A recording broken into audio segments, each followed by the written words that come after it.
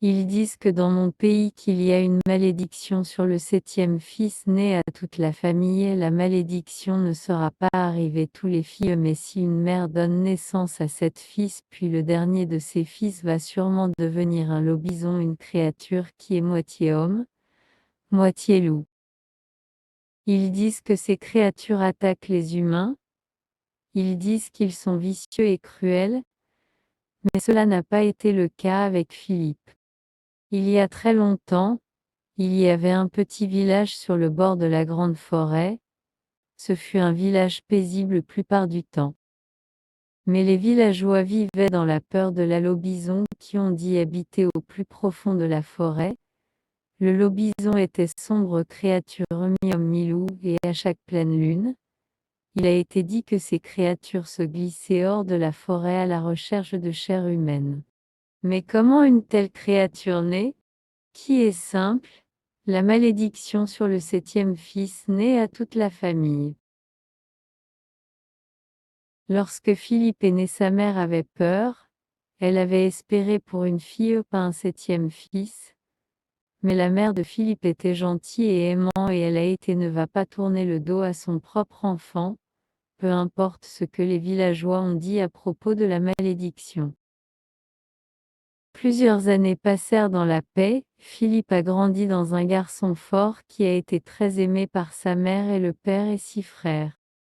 Mais Philippe ne pouvait pas empêcher de remarquer qu'il a été traité différemment de ses frères.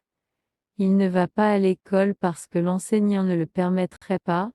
Ce ne fut pas équitable parce que le jeune garçon aimait apprendre de nouvelles choses et voulait désespérément se faire des amis avec les autres enfants. Si jamais Philippe a été envoyé pour obtenir du pain par sa mère, les gens du village ne seraient jamais croisé son chemin et toujours le regardaient avec un mélange de peur et de ressentiment qui énervait le jeune garçon. Les autres enfants ne seraient pas joués avec lui et il n'a jamais été autorisé à sortir dans le jardin quand il a été une pleine lune. Ce dernier point était peut-être le pire de tous, car Philippe aimait la lune beaucoup. Quelque chose surtout quand il était plein et rond dans le ciel de la nuit a parlé à Philippe et réveillé ses esprits et lui donnait envie de chanter et danser et courir. Bien que la vie était paisible, il était loin d'être heureux. Philippe se trouvait de plus en plus isolé avec chaque année qui passe. Il n'avait pas d'amis et n'a jamais été une fois invité à jouer avec les autres enfants. Parfois il entendait leur rire et d'imaginait à quel jeu ils jouaient et combien d'amusement ils étaient ayant tous. Philippe a également remarqué que même sa mère et ses frères ont commencé à le regarder bizarrement. Quel est donc le problème avec moi, se demandait souvent Philippe. Je ne suis pas un tel mauvais garçon. Je fais mes corvées et je conduis mal presque jamais.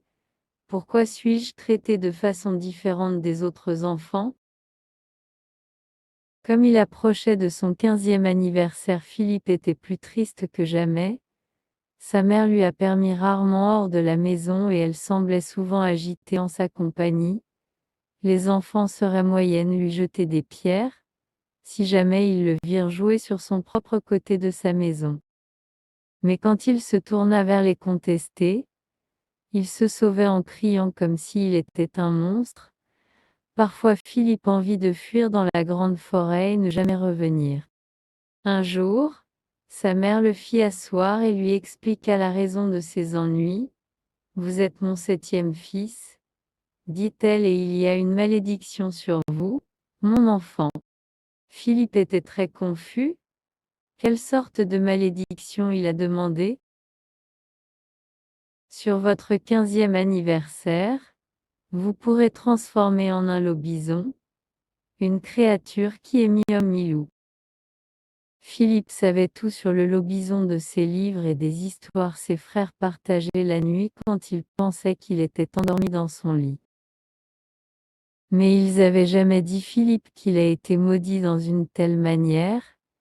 Il ne voulait pas être un lobison. Il ne voulait pas être vicieux ou traitement cruel. Et il n'a pas du tout sur de l'idée d'avoir de longues griffes et fourrure épaisse sur tout le corps. À la veille de son 15e anniversaire, jeune Philippe était plus triste qu'il ne l'avait jamais été auparavant dans toute sa vie. Il était assis dans son lit dans l'obscurité et criait à lui-même. Je l'ai toujours été seul, pensait-il, je l'ai toujours été traité différemment, et maintenant, je suis maudit pour devenir un lobison. Que dois-je faire? Tout ce que je voulais était d'être traité de la même comme tout le monde, tout ce que je voulais était de jouer dans la forêt avec des amis et admirer la belle lune la nuit. Juste alors Philippe regarda par la fenêtre de sa chambre et a remarqué la lune se levant dans un ciel bleu foncé plein d'étoiles. Ce fut une grande et belle pleine lune, et il remplit son cœur de joie. Puis quelque chose de très étrange est arrivé. Philippe sentit une agitation dans son estomac et une démangeaison sur toute sa peau.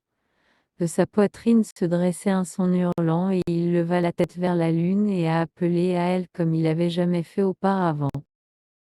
Son corps soudainement germait fourrure partout et les clous sur ses mains et ses pieds tournés et allons y voir griffes colorées. Ses vêtements étaient en lambeaux et tomba sur le sol à ses pieds, et quand Philippe regardait dans le miroir, il vit le reflet d'un loup grand garçon regardant en arrière à lui avec fourrure épaisse sur tout le corps et les yeux rouges sauvages qui semblaient briller dans l'obscurité. Donc, je suis un lobison, il a hurlé. Philippe sentit l'appel de la lune et de la forêt et savait alors qu'il était temps de tourner le dos à son ancienne vie et embrasser son destin. Le jeune loup-garçon ouvrit la fenêtre de sa chambre à coucher. Juste avant de sauter dans la nuit, il est arrêté et jeta un dernier regard autour de son ancienne chambre et pensa à sa mère et le père et ses 6 frères. Je vais vous rappeler toujours, ma famille aimante, mais maintenant, je dois accepter qui je suis et commencer une nouvelle vie. Puis il bondit hors de la fenêtre de sa chambre et accourut dans la forêt, tout le temps hurlant à la lune, le cœur plein d'étranges nouvelles espoirs pour l'avenir. Lorsque Philippe était profond au sein de la grande forêt, il est arrêté dans une belle clairière et regarda les arbres centenaires et la belle lune dans le ciel. Il hurlait et sautait et dansait et riait.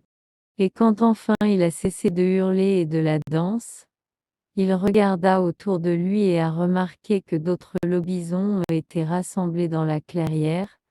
Certains étaient jeunes comme Philippe, certains anciens. Ils se sont approchés Philippe et l'ont accueilli. Vous êtes à la maison maintenant, dans la grande forêt entre amis, dit l'un dans un genre et voix douce, et ce fut alors que Philippe se rendit compte qu'il n'a pas été maudit du tout. Je suis un lobison et je suis à la maison, dit-il avec un sourire comme il releva la tête pour la pleine lune et hurla de toutes ses forces. L'autre lobison tous rejoint et envoyait un cœur puissant dans le ciel de nuit en l'honneur de la lune. Beaucoup de miles de là, la mère de Philippe se trouvait dans son jardin vêtue de sa chemise de nuit et écoutait le refrain de la lobison dérive sur une douce brise de l'intérieur de la grande forêt. La vieille femme sourit à elle-même, car elle savait que son 7e fils avait finalement lui-même trouvé une maison où il serait le bienvenu et où il aurait beaucoup d'amis et de vivre une vie longue et heureuse.